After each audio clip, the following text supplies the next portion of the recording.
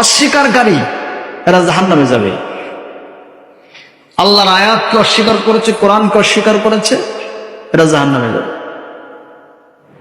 আহলুল কিতাব, ইহুদি খ্রিস্টান, এরা জাহান্নামে যাবে।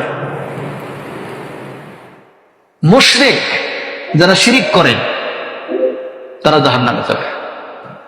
আল্লাহ বলছেন,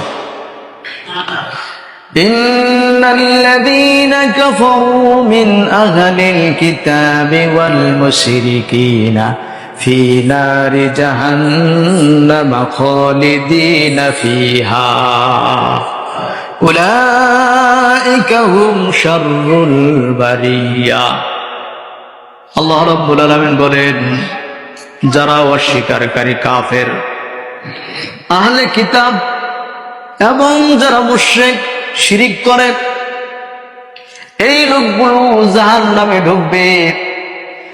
জাহান্নামে তো ঢুকবেই জাহান্নামে চিরস্থায়ী ভাবে ঢুকবে। একবার ঢুকবে তো ঢুকবে, আর কখনোই বের হতে পারবে না। আল্লাহ রাব্বুল আলামিন বলেন, উলাইকা হুম শাররুল বারিয়া।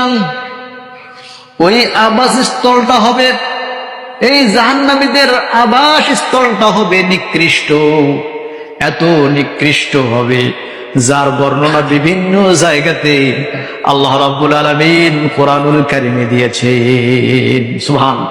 আমরা শুনবো, আমরা এই বর্ণনাগুলো শুনবো।